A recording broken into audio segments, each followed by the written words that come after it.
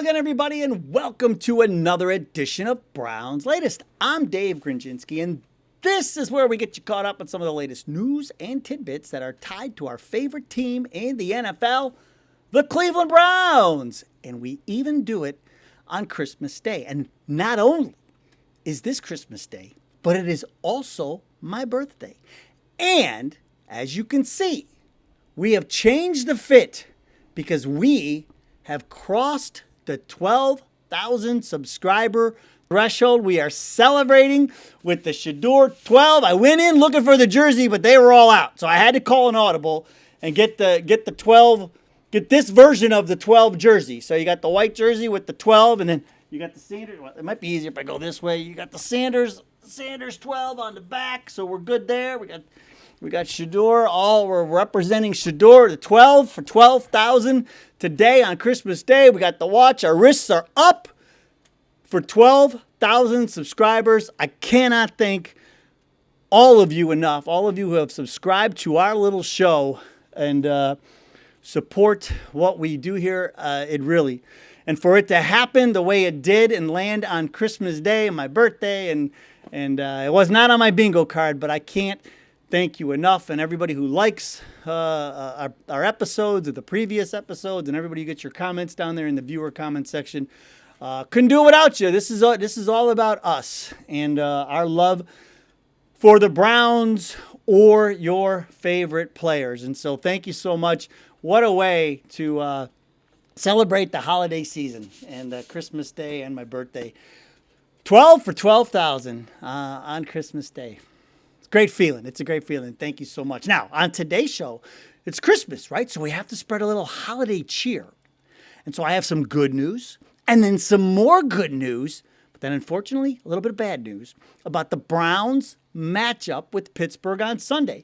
And then down in the viewer comments, a Browns draft plan that had my head spinning. So get ready for that. I mean, whew, it was something else. But first, the good news. Pittsburgh is limping into Cleveland this weekend. They are far from full strength for various reasons. Here's why. Not only is DK Metcalf suspended for this game and the next game for what he did to that fan in Detroit, but Calvin Austin III, has a bad hammy and may not play either. So Aaron Rodgers may be without his top two receivers. Definitely going to be without Metcalf, but maybe without both of his top receivers come Sunday. TJ Watt still dealing with that lung, the collapsed lung, and they said he's in the building, but they're not saying much about whether or not he's going to play. I mean, I don't think he's playing. They might get one of their linebackers back. That could help them, but no. They're limping into this one, folks. But here's the thing. So he's going to be down. Aaron Rodgers will be down a couple of pass catchers, but it's the running game that we're really going to have to be concerned about if we play like we played in the first half against Buffalo. If we play like we played in the second half against Buffalo against the run, we're going to be okay. But if we play like we played against Tennessee and then play like we played in that first half against Buffalo, not going to be good. You know, we're giving up 163 yards a game the last 3 games on the ground. You know, remember back when we were 1, 2 in the entire league against the run? Well, now we're 14th. That's how far we've fallen. Didn't take long. The good news is Pittsburgh's 15th. But here's the thing. Pittsburgh against the run, yes, they're 15th. They're right behind us. But they're giving up 113 a game. But they've only given up a little over 90 yards the last 3 games. They've gotten better over the last 3. We've gotten worse. So we've got to shore that up because they have 2 pretty good running backs. Jaylen Warren and Kenneth Gainwell. Remember, they went out and drafted Caleb Johnson, and because Gainwell was supposed to be an afterthought. They extended Warren, they drafted Johnson, and then Gainwell just comes out of nowhere, and he has been having a heck of a year, man. And I even picked them up with fantasy. They use him a lot of times in like these little trickeration type plays on 3rd and 4th and short. But he has been great for them, just catching the ball out of the backfield and running the ball too. He's like a carbon copy a little bit of Jaylen Warren. So they don't lose much when Warren comes out and Gainwell goes in. They don't lose much. So their running game has been really good as of late, and Gainwell has a lot to do with it. So we are really going to have to make sure that our run defense is shored up and ready to go. Now, the other thing, though, is this. More good news. Because Pittsburgh's pass defense is trash. And it's Christmas. I'm like Santa Claus. I bring my sack of goodies and I pull out my sack of goodies. I have in my sack of goodies pictures for you to peruse. And here's the first one. These are your bottom 5 or 6. What is it? Bottom 5 pass defenses. 1, 2, 3, 4, 5. Your bottom 6 pass defenses. And there's Pittsburgh right there at 30. They are giving up 250 yards a game through the air throughout the course of the season. The last 3, though, 263 yards a game. That's what they're giving up. This pass defense is not good for Pittsburgh. But I'm going to double down on that. I got another one for you. I got even more good news. Because not only are they overall horrible against the pass, but look at this from StatMuse. The Steelers, look at number 6, have given up almost 1,000 yards to tight ends and 8 touchdowns. Now, unfortunately, look up there at number 4. You'll see us. And I've been talking about this all year. Well, I don't know why we can never cover tight ends. We always struggle covering tight ends. And we're having the same problems this year. We've given up almost 1,000 yards to tight ends too, and 9 touchdowns. So you have 2 teams who are equally as bad at covering tight ends. But the good news for us is we're not down our top 2 wideouts. And so the Browns now have a chance to shore up that defense and defend those tight ends as well. We can focus a little bit more on Freiermuth and Washington. So it advantage us. This is another advantage for the Browns, and we have an opportunity to expose their weak defense against tight ends because we have a good one named Harold Fannin Jr. And he should be a Rookie of the Year candidate. We could have the Offensive Rookie of the Year and the Defensive Rookie of the Year. How about that? How do you like them apples, NFL? But here's some more. Here's something else that supports my argument. This is from Daniel Oifusi, who I love. He's the ESPN reporter that covers the Browns. He points out that the Browns registered a pass block win rate of 70.4% against the Bills last Sunday. It's the 4th best mark of the season. And since Shedeur Sanders has become the starter in Week 12, the Browns have a pass block win rate of 75.2%, which is the 5th best mark in the NFL. However, Sanders has faced 23 quick pressures within 2.5 seconds, 9th most since Week 12, and 18 unblocked pressures, which is the 3rd most in the NFL during that same time frame. And what do I say about that? I think that's a rookie quarterback who sometimes doesn't recognize the blitz or where the rush is coming from. And so sometimes you get those unblocked pressures that are coming out. That's with the rookie, the quarterbacks have to, obviously try and point out the pressure where it's coming from and help the linemen out because they can see it a little bit better. And then you got a rookie out there who sometimes he's going to miss those things. I mean, there's sometimes going to happen. And so that's where I think it is. But the beauty of Shedeur is he's so durable and he's got that escapability that a lot of times it doesn't. You would think we'd have 30 sacks by now, but we don't. He does a great job of eluding pressure and using his feet to get away from it and then create his own throwing lane. So there is a lot of positives for the passing game heading into this game with the Steelers. Lots and lots of good news. The Steelers' pass defense is terrible. They can't cover tight ends. And our offensive line, since Shedeur has taken over, has pass blocked better since he's gotten in there. So it all adds up to us beating Pittsburgh. Now, I did say there was some bad news. And let's get through it. I know it's Christmas. I know everybody's happy. But I'm actual and factual. I always say I'm actual and factual. So I'm just keeping it actual and factual, just trying to keep it real. Mike Tomlin is very tough on rookie quarterbacks. Listen to this.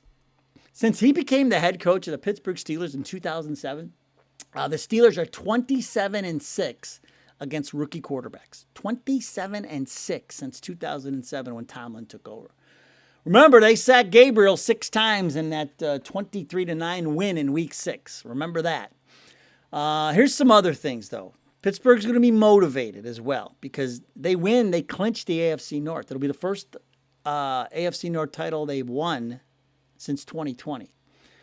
They'll also clinch a playoff berth with that win because they get in being the division winner. So they will come in here motivated. So Aaron Rodgers, though, even though he's down a couple of targets, they're going to be motivated.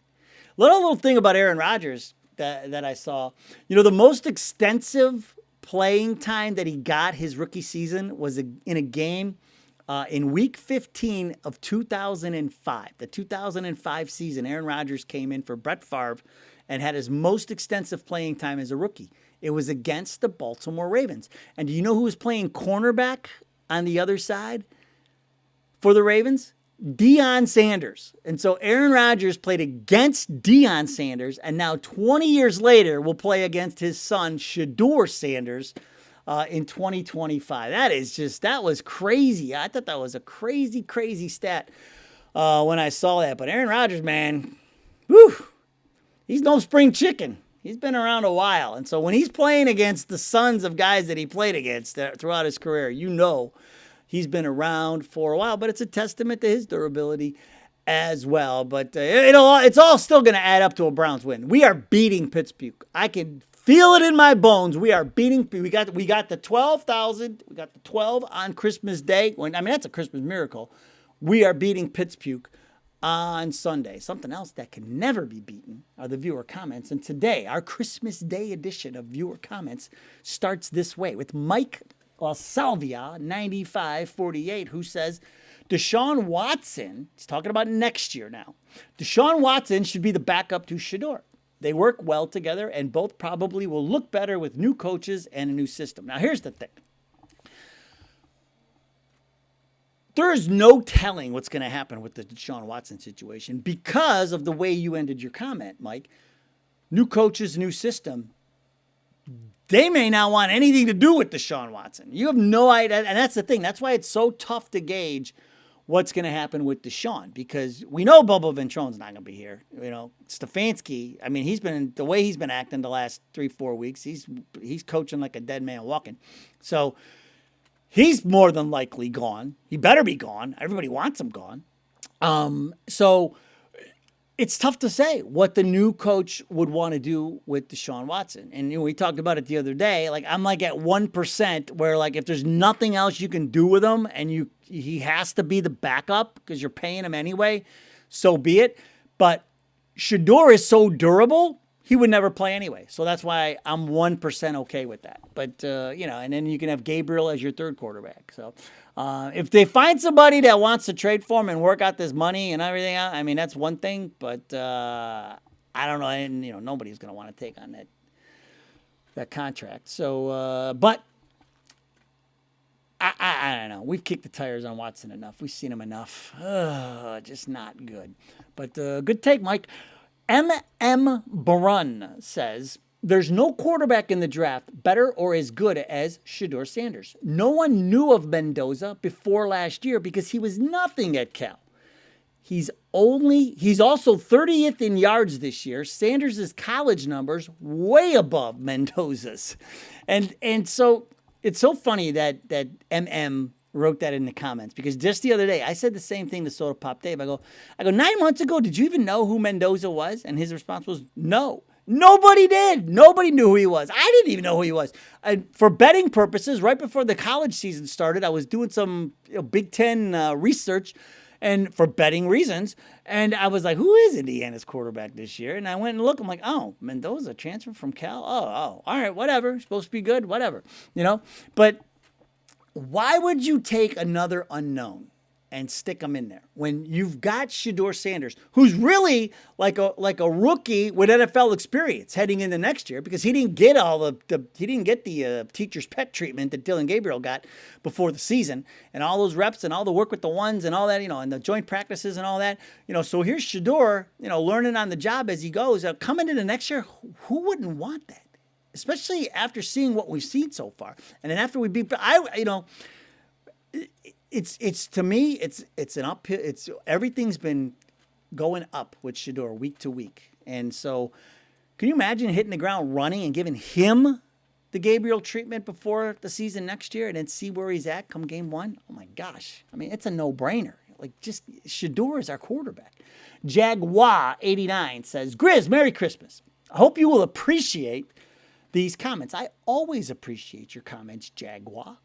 Jaguar says, "Coach Stefanski might, in the next 2 games, have a slight chance to save his job. For a man who is so personable and likable, he has not learned from the different personalities and interactions with his quarterbacks. He has 2 young QBs who are sponges. He just did not recognize quickly enough who was actually better on the field. Shedeur Sanders." He said, had he done that, this year, the Cleveland Browns would have won 6 or 7 games. And Jaguar, I can't disagree with you. I agree. If Shedeur, I say it at least once a week. Imagine if Shedeur would have gotten the Dylan Gabriel treatment, where we could have been. Because all we needed was a little bit of offense in most of those games in the first half of the season, and we would have won. I said we were going to at least go 3-3. We would have at least been 3-3, probably 4-2 in those first 6 games. It's just so frustrating. But I don't think he's saving his job. I think he's trying, but he's been in charge of this offense, and his offense has been brutal. We're only scoring over 20 points since Shedeur took over. And nobody's talking about the 20-point thing. Remember, first half of the season, we hadn't scored 20 points in 17 million games. No one even brings it up anymore because 20 points is attainable every single game with Shedeur. Just like 3rd and 9 is attainable now with Shedeur. That is the difference with Shedeur Sanders. You have hope on every play. With Gabriel, there was no hope. You got the 3rd and 9. It's like, might as well just punt it now. You can only throw 2 yards. But Jaguar, great take, and you're right. I mean, Stefanski is very nice. Like I said, it's not about Stefanski the person. This is about Stefanski the coach. He cannot stick around. TC Lucky says, "Can't wait for the SpongeBob a few years later." If you watch SpongeBob, which the boys and I used to always watch SpongeBob, they love to do that. Whenever anybody has to wait for something, they always do the "a few years later." But TC says, "Can't wait for the SpongeBob a few years later." When the Browns have spent 8 first-round picks on offensive linemen and wide receivers and spent $350 million in free agency. Yet Browns insiders claim Shedeur Sanders is not the problem for 190 sacks and 65 interceptions in 3 seasons, and they are promising to build a better team around legendary. Now listen, TC, you are like the ghost of Christmas Future, the bad one that shows up at the end and then shows you how bad everything ends up. You can't be the ghost of Christmas Future here, TC. You have no idea. Because how about this? You could draft Mendoza and he could have 190 sacks and 65 interceptions in 3 years. You can't do that. You just can't say that. But TC, the ghost of Christmas Future, continues. He says, "In other news, there appears to be plenty of support for young Sanders coming from the Pittsburgh, Baltimore, and Cincinnati areas. Very strange indeed. Back to you, Grizzer. Merry Christmas." Now, TC, Merry Christmas to you. Here's what I'll say. You know why Pittsburgh, Baltimore, and Cincinnati are all supporting young Sanders? It's because they want him. We got the Christmas present under our tree. And we opened it up, and we got Shedeur Sanders. Nobody knew what you had with Shedeur. Everybody was afraid to open that box. But now that the box is open, everybody wants what was in it. And that is the difference. Not just Pittsburgh. Pittsburgh, Aaron Rodgers, he's on the 18th green, getting ready to putt. His career's over. Burrow already talking about retiring because he's not having fun anymore. So Cincinnati's going to be in the market for a quarterback. Lamar and his back, Lamar could be done. Ask Tiger about back injuries and what they do to your career. So they could be in the market for a quarterback now too. Like everybody's going to want him. There are so many quarterback hungry teams out there. Absolutely. Every team that needs a quarterback would love to have Shedeur. But you know what? They can't have him because we got him. We took that Christmas present. It was like the white elephant, right? You had all of it, and we took that box that nobody wanted. We opened it up, and it turned out to be the best present of the year. We got it on Christmas Day. So that is why they care, TC. Great take. Appreciate it. Anthony Lambros is where we will end our Christmas Day / celebrate 12,000 subscriber show. Anthony Lambros says, Merry Christmas to all. Merry Christmas, Anthony. Excited for the future. Hope they build around 12 and trade the top pick. Now, this is what I teased at the top. This is a draft plan. Just get ready. Hold on. Just try and stay with me here. Well, actually, try to stay with Anthony. But here we go. Build around 12 and trade the top pick. If they get 2 down to 3 or 4, get a wide receiver and maybe another, or 2 offensive linemen. I think we could turn the pick this year into another first. Or I know some teams have 2 and getting one of theirs and end up with 3 first-rounders this next draft to build around 12 and become a playoff team. And the first year in the new dome, we're a championship team. Sounds simple. I'll tell you, I think Anthony Lambros and Andrew Berry would be best friends because their draft strategies appear very similar, because that sounds like an Andrew Berry draft strategy. Let's trade down here and get this guy and trade this there and trade this here over here and just get this guy and this guy. And look, we ended up with 3 first-rounders. That's why it's so hard to keep track of Browns draft picks, because we're always trading. It's crazy. But Anthony Lambros, first things first, Watson is off. We get the insurance money for Watson, which frees up cap space, which allows us to sign some people. But with the draft, having our quarterback will make this draft so much easier, because now you can just focus on getting a Carnell Tate and then getting a Fano or somebody like him, and just keep building. You could rebuild this offensive line in the first 3-4 rounds of this draft, because there are a lot of good linemen in this draft, we got to get a stud wide receiver out of this, and then a ton of linemen. And then who knows? We might be able to get some, sign some free agents too, to help out as well. But no, it'll be a fun offseason for sure, because now we have a little bit of wiggle room and all of those picks. Great take, Anthony, and Merry Christmas to all of you. Thank you so much again for everybody. The 12, we're rocking the jersey, baby. The 12 for 12,000, and we got the wrist up, because we are celebrating today not only Christmas Day and my birthday, but we are celebrating 12,000 subscribers for our little show. Thank you so much. I can't thank you enough. All right, that's going to do it for today's show. Enjoy the day. We'll be back tomorrow. We're beating Pittsburgh. I can feel it. I can feel it in my bones. This was a Christmas miracle, and we are going to beat Pittsburgh on Sunday. I cannot wait to see this game. All right, that's going to do it. Go Browns! Merry Christmas. We'll see you next time.